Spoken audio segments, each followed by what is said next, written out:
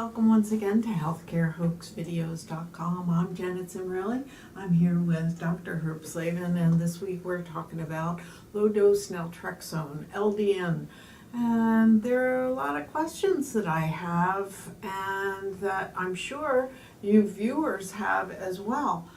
If low-dose Naltrexone is so good, how come I haven't heard about it? How come my doctor doesn't talk to me about it? So, Dr. Slavin, why don't more people know about LDN? Well, think about it this way, and I'll use statin drugs as an example. There are probably more than half a dozen statin drugs available for use. But each one is owned by a different drug company, and when they advertise their particular version of a statin drug, they're going to make the money on it. When it comes to naltrexone, you don't have that case. The patents are expired, so no drug company has exclusivity with it. So that nobody has an interest in promoting naltrexone because they can't make money with it.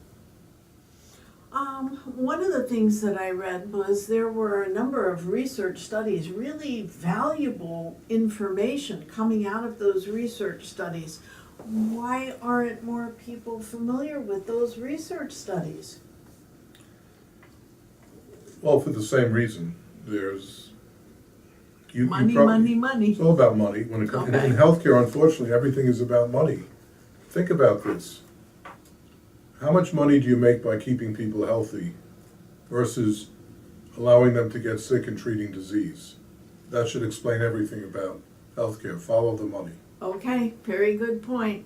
Okay, so who makes naltrexone or low-dose naltrexone? Is it made here in the United States? You know what? I'm not sure right now where it's made. Originally, it was made by Endo Labs, and that was back in 1963. And then they sold it to, it was patented in 1967. And in 1969, they sold it to DuPont Laboratories. And they were disappointed because they didn't make the money they were hoping to make. At its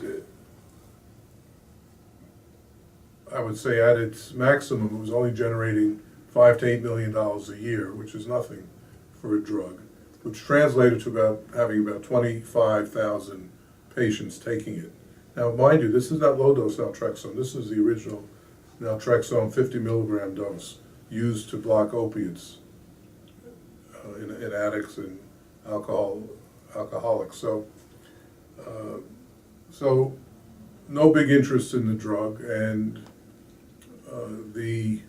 was it 1993 that Dr. Bahari said, let's look into low-dose naltrexone, let's see what effects that has.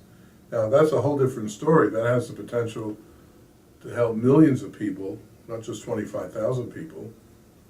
But since there's nobody there who's going to make money on doing the studies or the promotion because they don't have exclusivity to it, it won't be done. It's amazing to me that Dr. Bahari had this thought process going on with regard to, okay, so the naltrexone changes certain things in brain chemistry, and that by actually altering endorphins, that there was a support to the immune system. So amazing possibilities with low-dose naltrexone, and keep in mind that you can visit with Dr. Slavin and have a discussion about low-dose naltrexone.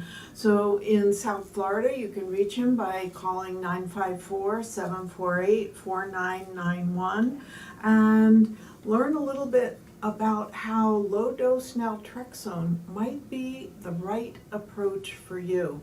And keep in mind, by going to healthcarehoaxvideos.com, you can like us, you can share our videos with your family and friends, and you can also subscribe so you'll know when our next video is posted. And keep in mind that we're going to kind of sum up everything that we've discussed about low-dose naltrexone in our next video. I hope you tune in. Thanks for watching.